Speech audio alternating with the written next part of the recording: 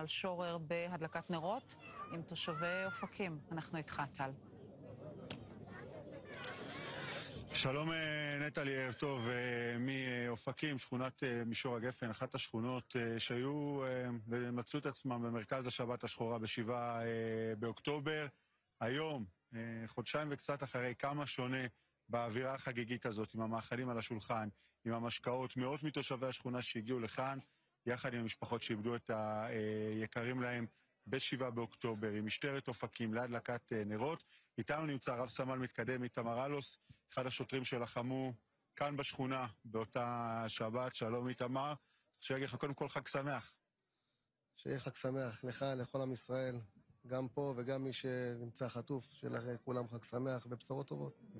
איזה הבדל בין, אתה יודע, זוכרים את המראות שלך כאן, מתאר את שדה הקרב שהשכונה הזו הייתה לפני חודשיים, לבין פתאום האווירה החגיגית, אנחנו רואים את האנשים, הדגלים, את המוזיקה, את השמחה כאן, את הילדים ברחוב.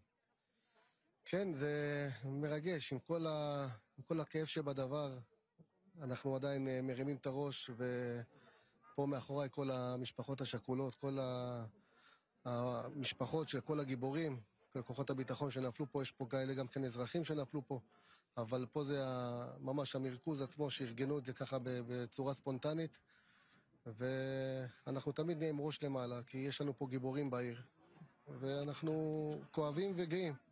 תספר לנו קצת על אופקים של אחרי 7 באוקטובר. מה קרה בעיר הזאת? מה השתנה בה? אז ככה, אופקים תמיד הייתה עיר חמימה. תמיד עיר של אנשים. זה היה הלוגו, הסלוגן של העיר הזאת, עיר של אנשים. היום כבר שינו את הסלוגן הזה לעיר של גיבורים, כי באמת, כי בשעת הצורך שהיו צריכים פה את האנשים, אנשים פה היו גיבורים, וזה לא אחד ושתיים.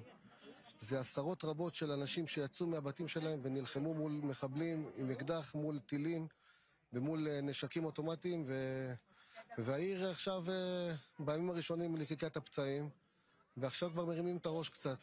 כבר גם העירייה במרכז החוסן לאנשים שצריכים את זה, והעיר מתחילה טיפה להראות פני חג.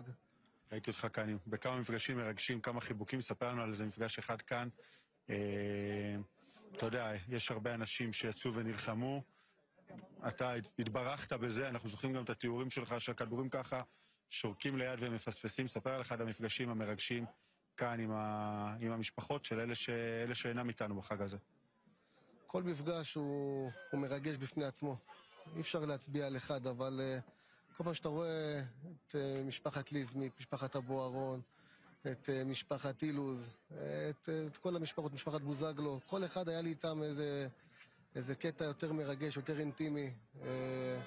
כל אחד מזכיר לי פה את הגיבור שנפל, ואנחנו מחזקים אותם, ויש גם דמעות, גם רגש וגם גאווה מצד שני. דמר, אז קודם כל הזדמנות נוספת להודות לך, וכמובן להשתתף בצער של המשפחות כאן באופקים, שאיבדו את היקרים להם באותה שבת. תכף תתחיל כאן הדלקת הנרות, אצלכם באולפן המהפכים שלכם, אז אנחנו נחזיר את השידור אליך רביב, ושוב אלינו כשתרצו, לתמונות כאן של הדלקת הנרות בהשתתפות מפקד מחוז דרום, שממש מגיע לכאן בכל רגע. רביב. בוודאי, טל, המון תודה וערב טוב לכם. אזור מלחמה, אנחנו מחפשים